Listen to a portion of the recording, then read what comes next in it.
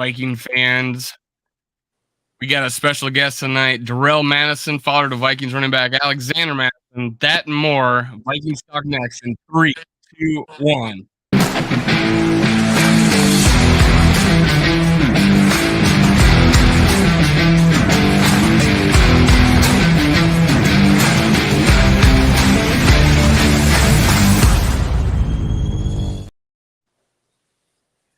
Gather around, Skull brothers and sisters. This is Skull World, brought to you by Minnesota Sports Talk. I'm your host, Dave. You can follow me on Twitter, TikTok, and Facebook at Skull World. Make sure you hit subscribe, like, and leave a comment below. Now let's get started. I got Darrell Mattison on here. Hey, Darrell. Hey, what's going on, Tell brother? us a little bit about life in Tampa. What's going on? What brought you there? I'm in Dallas.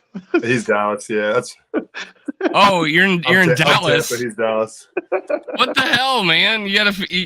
This is the guy that's telling me everything, man. I thought you guys were in the same fan club over in Tampa. Well, we got a lot of mutual friends. We got a lot of mutual friends, and I'm screw up number one. in Tampa. I enjoy myself in Tampa. I got a military buddy in Tampa, so I do come to Tampa. But yeah. Oh, that's what it is. Okay, yeah, so I appreciate it. Not a problem. I need to do my homework a little better. They don't have a Wikipedia page on you, though. They have one on your son. I'm just on there as parent. I'm gonna do it as parent. So you're in Dallas, but your son played football in California. So can I explain all that? So we're originally from Ohio. So he was conceived in Ohio, but he was born in California. So raised in San Bernardino. Went to San Bernardino High School. Started playing football around 6, junior All-American.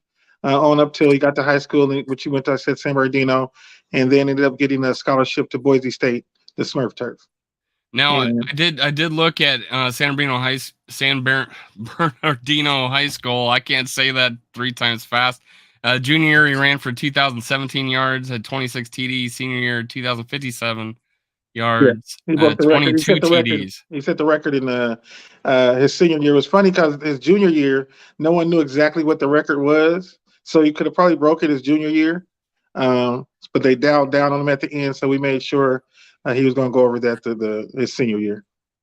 And not only that, man, a league champion in hurdles. 110 hurdles. Long jump 22.9. Mm-hmm. Even shot putted 46 and 5.5 inches, which was pretty amazing. And he had a 4.7 out of high school. So he was a scholar also. And then he speaks fluent Spanish, so he's a native speaker of Spanish. He's been taking it since 1st grade.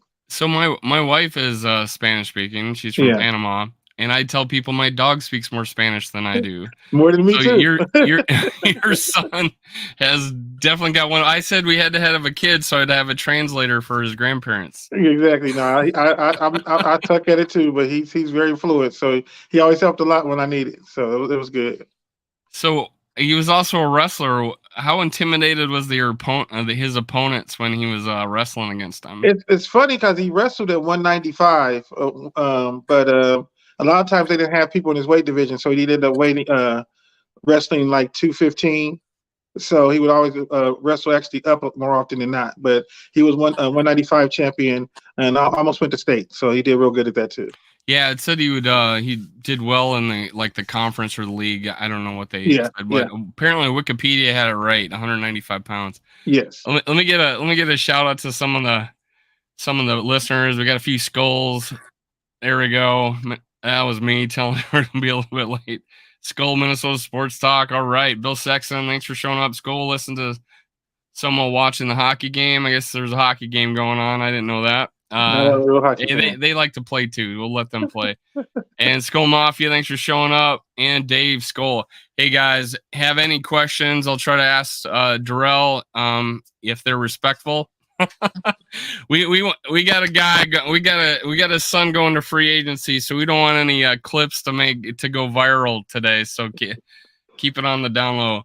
But tell us a little about you and your sports career. Did you have the athletic gene growing up? Yeah, well, I hear it runs in the family.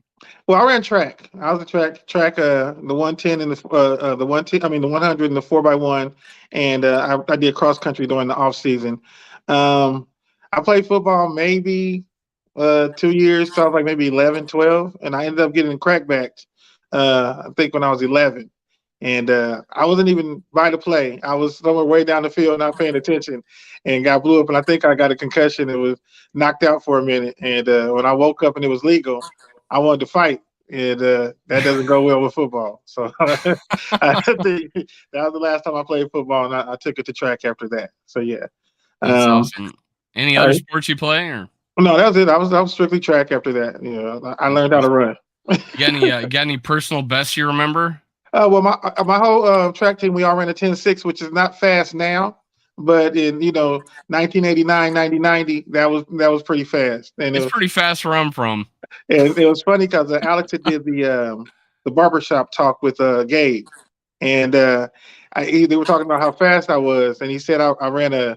I want to say it said a 10.4 or 10.2, and I was like, no, I didn't. Because it's almost Jesse Owens. Yeah. So everybody was talking about how fast I was. I said, Alex, I was fast, but you put a little extra on that. But I'll take it.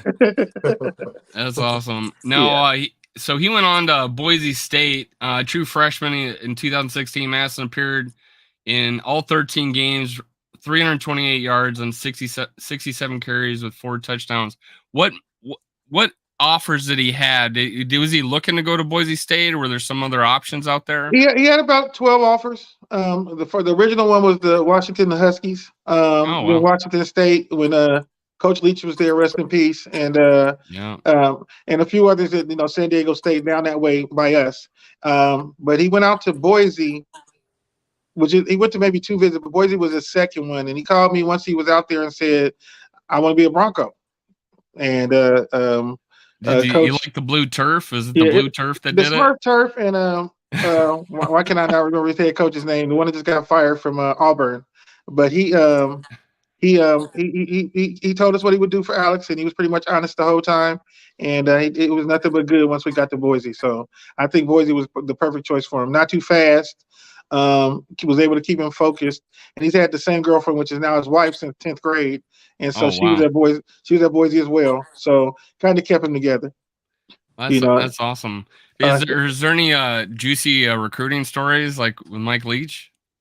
No, Mike Leach wasn't the running back coach from Washington. I wouldn't put his name out there. He had told us that once we got the first offer, would be a lot more offers coming. So after the other offers came, he started coming to California, and he'd pop up at the club where I was at, or he'd pop up at a wrestling match. And he basically called Alex one night and was telling him, "You're being real disrespectful because you didn't pick us when we offered you first."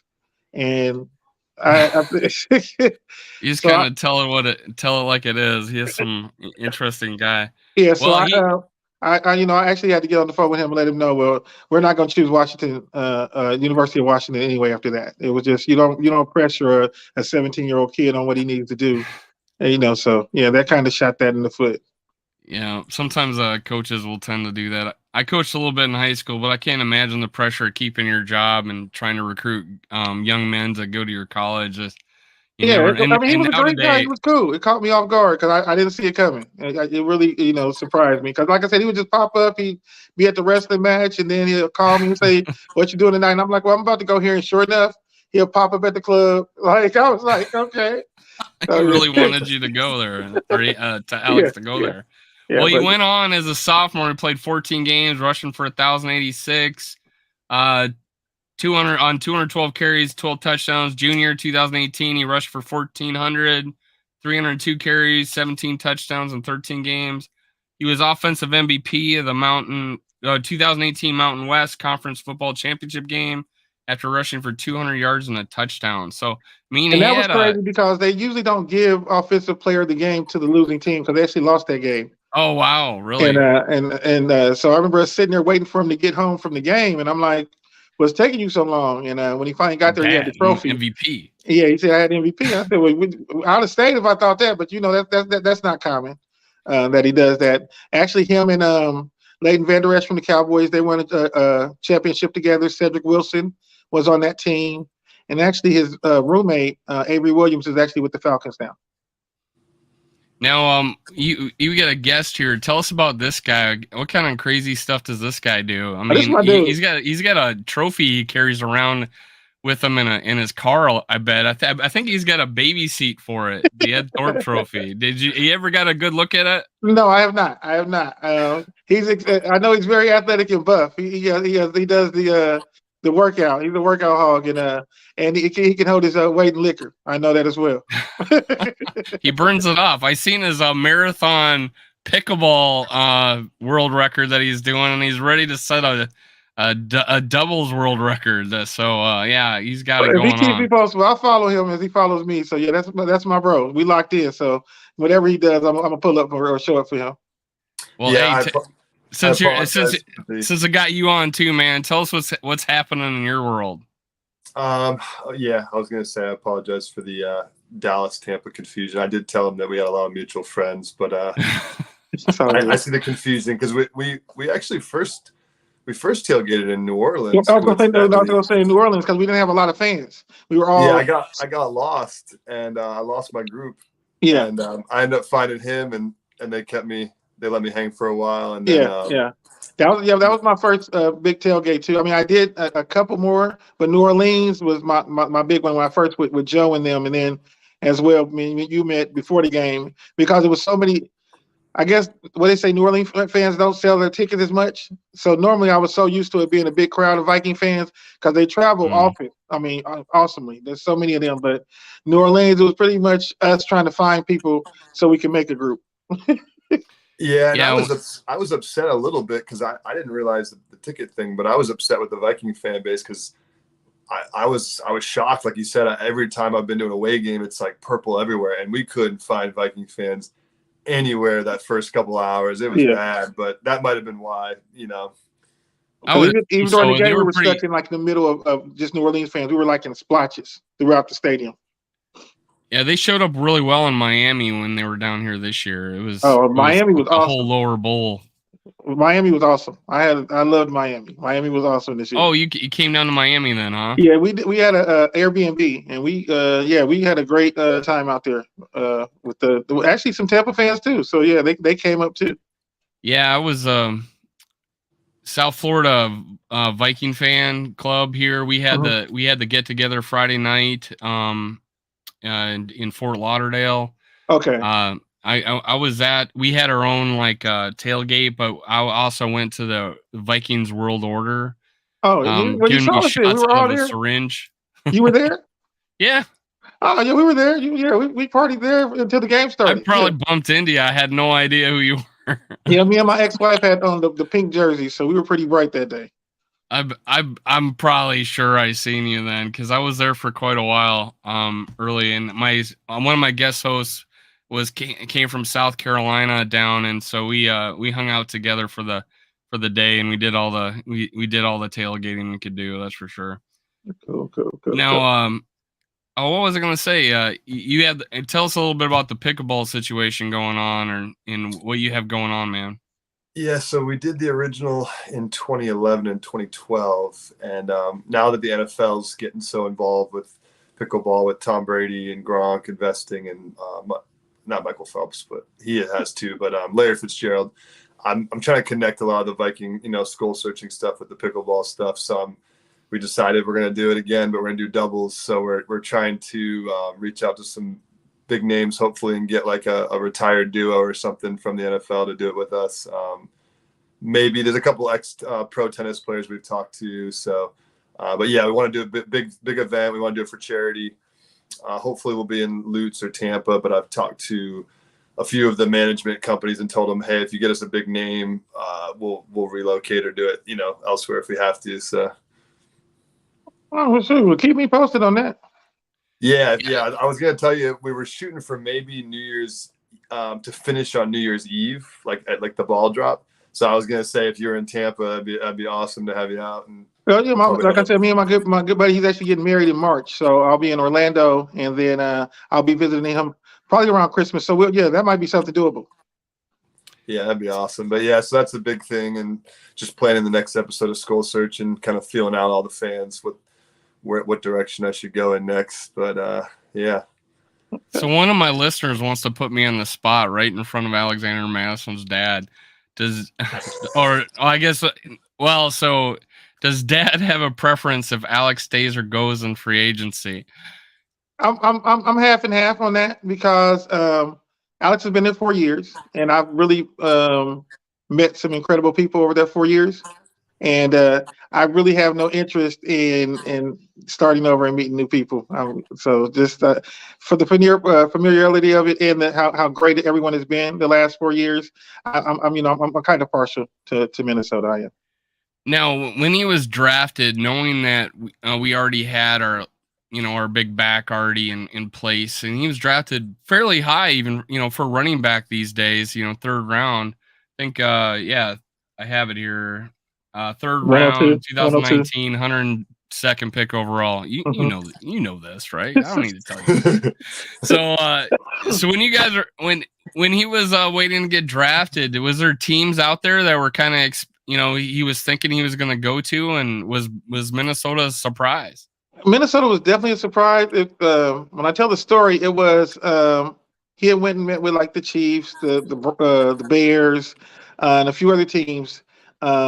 And as the draft was going on, most of those teams started drafting other running backs like Montgomery or the running back for the Eagles. Now all of them were getting picked in front of Alex. And as a dad, you start getting nervous because you like it's almost over. So I think it was the Vikings still on there and a couple other teams, but only really I could see the Vikings being the ones that would want a running back. And Because we so needed backup at the time, for right. sure. So I asked Alex, did you talk to the Vikings? And he said just once at the combine. And I said, oh. And I said, well, if they're gonna pick you, they're gonna have to pick you soon. And they got out of the third round, and then they came back in.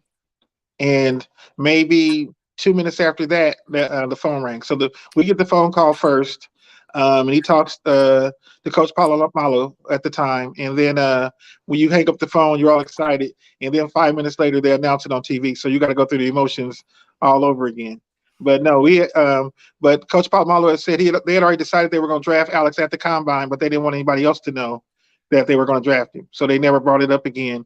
And they figured he wouldn't be there at the beginning of the fourth round. So that's why they went back to get him at the end of the third round.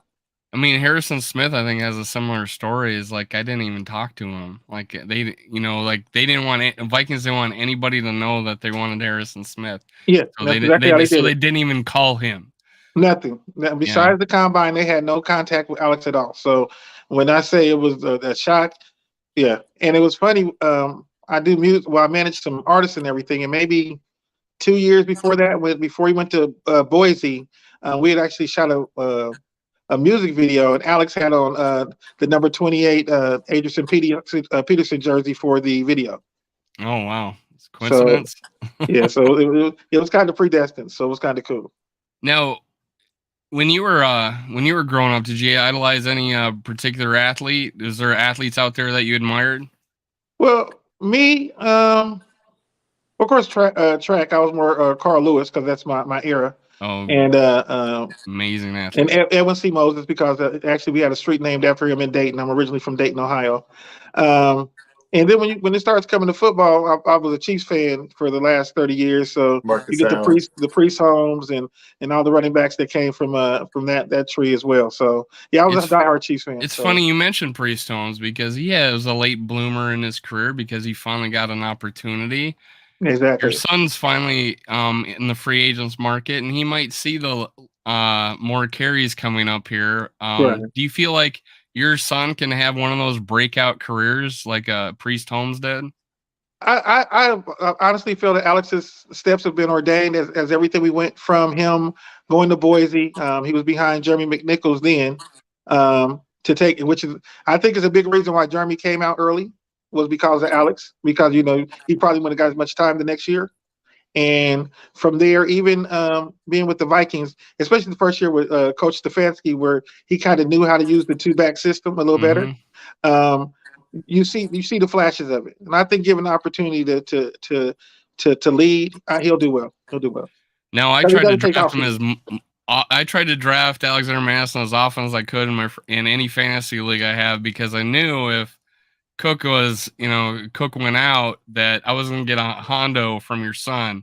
So, and I think he showed what he could do as a lead back. And, people can go look at that tape, and he's going to be 25, right, next Yeah, year it'll be for the 25 this season. year. This year in Yeah, this June. coming season. So, hmm yeah, that's prime time, and he doesn't have a whole lot of wear and tear on the body, or Yeah, tread that's on what the I look tires. at. That not a whole lot of wear and tear. And the other thing I'll really say is a big up to Dalvin Cook is from the time Alex got drafted. He kind of took Alex under his wing and told him, they drafted you in the third round. So they're going to expect you to perform early.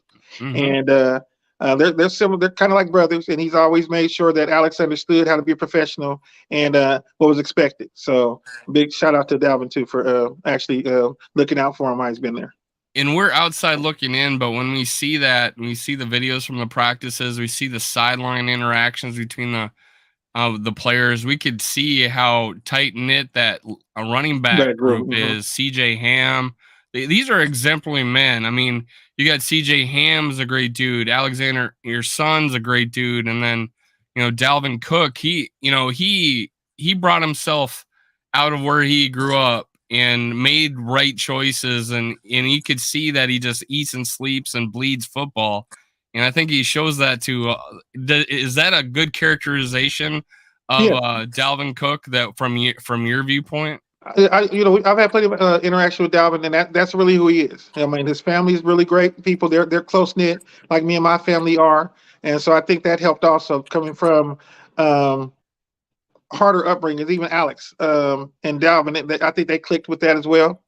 And I mean, I understand it's a competition at times, but it never felt like that with them because of the way they interacted and the way they helped each other or pointed out what you could be doing better and help correct each other. So you look at that, and that's all genuine. I will say that was all genuine. And we see it looking at it every day. And I think there was a dust up between fans and Alexander Mattison. Not bad really, but on Twitter people started saying, "Hey, we could trade Alexander Mattison." And I think it was more a respect thing, because I was one of those people, because I thought he was a lead back. He deserves to go somewhere where he's going to be used. And we thought he was that talented that we could get draft compensation. Now, once the season started and you saw him running, I think it was week 2 or 3, and I said, I take it all back. Keep him. Don't do him. Don't move it. Don't move him. No, he didn't. That wasn't offensive to anyone because I mean, like you said, it's a business, and you have an elite running back already there with Dalvin, and at the time, especially at the beginning of the season, I think it was like 13 or 14 teams that were trying to get him, Mm-hmm. and so I was kind of surprised that Minnesota kept him, and then coming up to the trade deadline, it was quite a few teams also. So I was kind of surprised if they were going to get compensation for him at that time. So it made sense. No, that wasn't anything offensive at all. Well, I didn't say, it was I think he said something. He had good spirit about it and said, "Hey, keep that energy the whole season." Yeah, I remember that. So, yeah, he was I a remember great that tweet. attitude. He had a great attitude about it. Um, maybe you have a little insight on the two younger running backs that we have, Kenny Nwangu and Ty Chandler. Yeah. Has your son talked about them at all, or did you ever get to see them? Yeah, I got to see them. I didn't really have a lot of interaction with them. I think it was Ty that was hurt the majority of the season, wasn't it? Yeah, I think he broke his Right. thumb or something, or hand or something. No, but they really are a tight running back room, so they actually work to make each other better. I think at the time when the season was starting, you had Dalvin, and he sometimes gets hurt, and then that's when Alex would step in, and then the others were just smaller, and you just still needed kind of a big back as a backup in case of. So well, I know Viking fans, especially fans on my channel and my co-host, for like just begging for Kevin O'Connell to use your son in the short yardage. yes, Because when he finally got to see it on the goal line, your son was like hungry for that goal line. You could tell. And that comes from that Seattle game where everything didn't work out as we would have liked it to work out that year, and so I think that ever since then he's been a little hungrier when he gets within 10 yards of the goal line. Gotcha.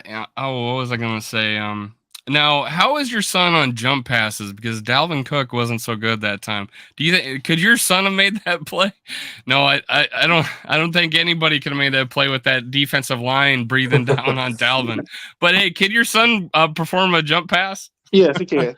All Very well. right. Very well. Well, hey, His hands are very underrated, and I don't think they were used as much as they could have been. But yeah, and I think he only had maybe one fumble or two fumbles the whole time he was with the Vikings. So yeah, his hands are pretty solid, and his catching is great.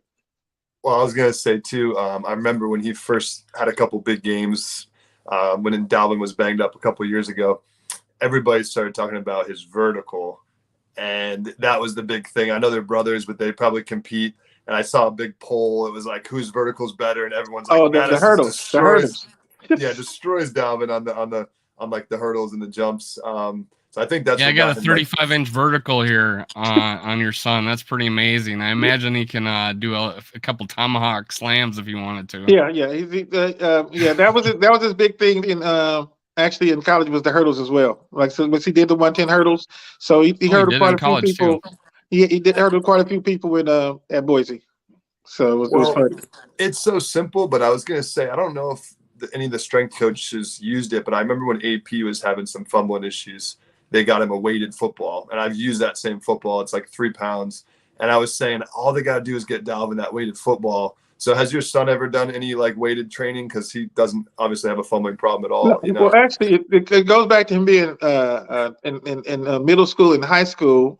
Alex always carried a football with him, and his two older brothers, his twin brothers, their job when they went to the barber shop or anything was to try to knock the football out of him.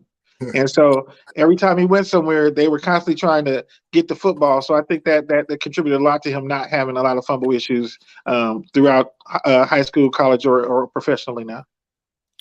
Is there a part of his game other than he doesn't fumble that you think sets him apart from maybe other running backs that might be coming free agents this year? My thing is his power is kind of underestimated, and he's more north and south as far as the east and west. He Hmm. he would much rather run you over or hurdle you as opposed to running away from you. I mean, he doesn't have a lot of breakaway speed all the time, but he will get those extra yards because he's coming straight forward. And by third or fourth quarter, even like in college, players just don't want to get hit, and that's when they start trying to arm tackle or wrap up, but they don't want to get hit anymore. So he will punish you until you start kind of saying uncle. So with Alexander Mattison going into free agency, I think it's a just amazing opportunity for him to see what see what his value's worth. Mhm. Is there anybody out there, you don't have to tell me like how much or what. Is there anybody out there like advising him? Is his, agent advising him, hey, this is what your value is in this league? Does he have a good sense of where he's at? He does. He actually goes through Wasserman, which I think they're the number 2 agency in the world, and they've been very consistent and transparent. Like even from when he first got drafted, they were very transparent as to where they knew he would get drafted at the era around the time. So they've always been open. So even with the teams that they've kind of been getting feelers from, because free agency doesn't start till March. He has a nice buzz going. I'll say that he has a nice buzz going right now. Is there a guy, coach at the Vikings that he like really contributes as a success to, or is it or college? Is there any like coaches out there that he really leans on? Well, Coach Palomalo was actually he contributes a lot of his growth as a running back to him. He was there, I think, the first 2 years. Alex was there. He was And pretty well respected as a running backs coach. If I'm and not he really taught them how to put your foot in the dirt and to really get off quick. So yeah, a lot of the things he talks about is him, and of course his running back coach, Coach Marks, that was the head coach of Fresno a few years ago. He also was a big influence on him as far as being a running back. No, who was he looking up to when he was, moving up the ranks in grade school? Was he looking at, hey, dad, or was he? No, it's funny. It's funny that you say that because it was actually Troy Polamalu. His favorite team was Pittsburgh, Defense. and that was his favorite player coming up through high school. Yeah, I mean, did he? Did he like? Did he idolize him about his hair? Did he grow his hair out like that, or His hair anything like that? and I think his tenacity, just how he he gave 100% on every play, and I think that's Alex tries to give 100% on every play, regardless of whether it's a small thing that he's doing, whether he's just blocking or a screen or downfield. But yeah, it's just you always give 100%. And there's no half off in football, and He had more. He had the timing down. That's for sure. I yeah, mean, yeah, yeah. he knew when that snap was going on. It was kind of crazy how he had that intuition about it. Yeah, I think the worst play I think is the Seattle game when I think it was Clowney tackled him in the backfield, and I think when Clowney was getting was in free agency and they were showing all his highlights, that was just like their favorite highlight on ESPN was to watch him get smacked. When he came through the line and got Alex. So we got a guy here. Vikings Uncensored. He's been a co-host of mine on a couple of shows. He says, honestly, I'd like to see Alex come back as the running back with Chandler and Nwangu and move on from Cook. I think the more so because the people are a little, the business side of it with Dalvin Cook and his cap hit is so large that there is an outside chance, or, in your 50-50 of wanting your son to stay at the Vikings, that he could be our lead back this next year. Yeah, I mean, Do yeah, you see an opening there? Yeah, I mean, I do. I mean, I hate it for Dalvin. I mean, I understand, like I said, it's a business, and 14 million is a large cap. But Dalvin might be willing to, Yeah. renegotiate Oh, too. that's still out there too. I'm not saying it's Right, not. but I mean, as far as Alex loves Minnesota. We have nothing but great things to say about Minnesota. However, this plays out, and so if it was an opportunity for him to come back, I could see him wanting to come back. And Rhino, who is Vikings Uncensored, he's got his own podcast. He's currently got more subs than me, so he's got his own thing going on. He doesn't need me, but he does believe, like all of us, that your son is going to be a lead back somewhere, either with us this next year and he's proved it when Dalvin Cook has gone out. So I think we all can say that your son's got a bright future in the NFL, and he's going to have a long career thanks to only having so many carries the first 4 years of his career. And that's a big reason why we left college a little early, because his junior year he actually had, I think he read the 302 carries, which either was That's a lot.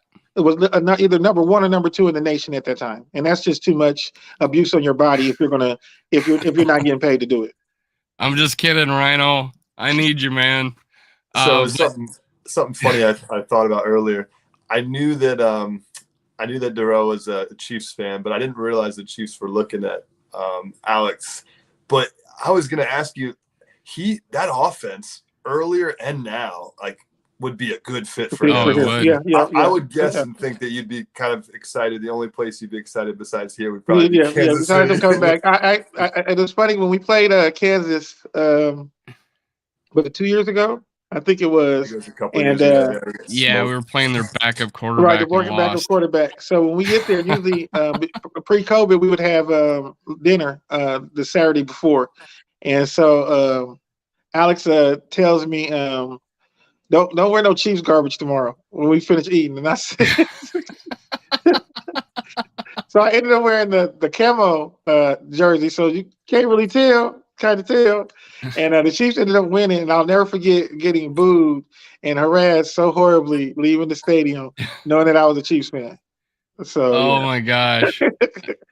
Hey, it's crazy how, like, these guys grow up liking a certain player or liking a certain team, and then they get drafted by the team they hated, or it's just somebody that they gotta now be fans of, and now sometimes you see their families and, like, oh no, Well, my only, I could deal with any team as long as he doesn't become a Raider. I was about to say that. I know. Yeah, as long as he doesn't become a Raider. I mean, I have standing bets with my friends every year with our teams. We bet the same amount twice a year, win or lose, whether your team is good or bad.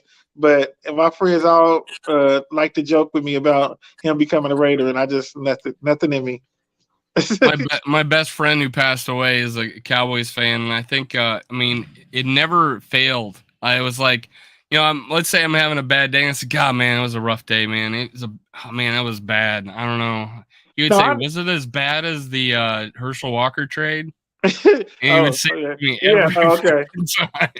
I said so. He'd bring it out of just nowhere. Yeah. Say, was it as bad as the Herschel Walker trade? Really? My mom was a diehard Bronco fan, and so we would talk mess when she was alive, back and forth with each other.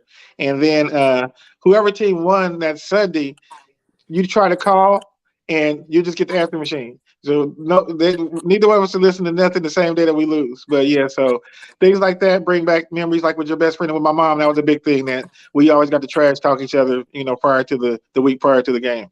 We got one request here that your son cannot go to the Green Bay Packers. I concur.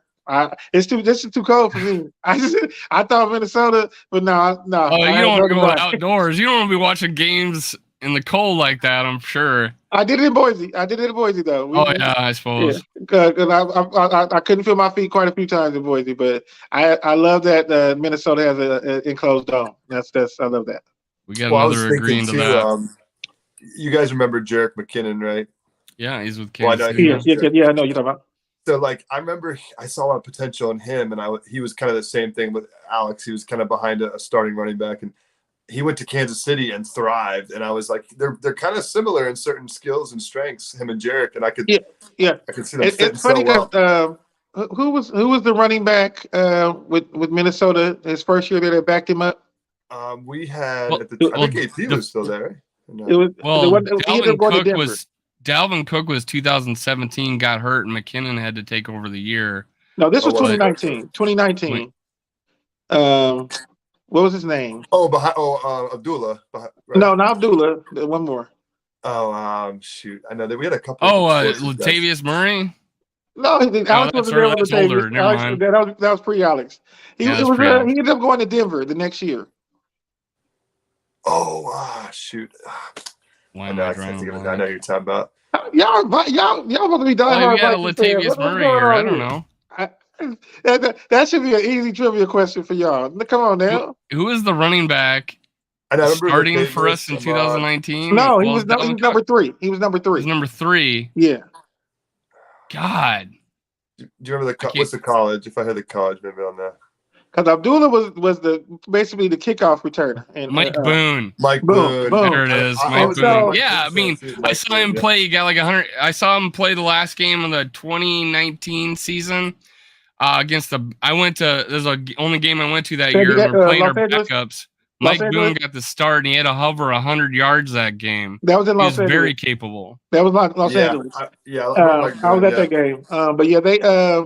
No, it was just I used to get a lot of inboxes with Boone is greater than during that time, and so when he left, I just don't want it to be a situation because he pretty much when he got to Denver, we pretty much haven't heard from him since, and so I don't want that to be Alex. So I always tell him to remain humble and focused on what you got to do wherever you are, and then that way it won't make a difference. But when you start believing your own hype, is where you get into issues. I agree, man. Well, hey, Darrell, it was awesome having you. I don't want to take up too much of your time. No problem at all. I'm going to wish you all the luck, and hopefully we find a way to make Minnesota a permanent home for you, because I know a lot of fans like that, the potential scenario if Dalvin Cook moves on from the Vikings, that we have a window cracked open for your son to sneak in through.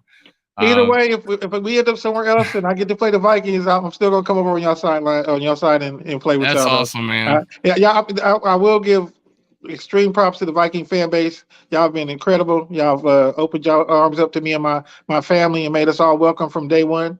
And so either way it goes, if we're still there, I'll be happy. If not, I will truly miss everybody that I got a chance to meet while he was there. Man, I'm glad I met you, man. Justin talked you up so much. I'm glad this worked out. This is gonna be on the internet forever, so it's archived. Well, send me how to do this so I can follow you too, so I can start. I'll tune in and watch your show as well. I would like to keep up with y'all. Sure, I appreciate it. You're on Twitter? I'm on Twitter as at Bossarell the Don. Justin, can you tell me what he says? Just ping me what he is. I'll send you.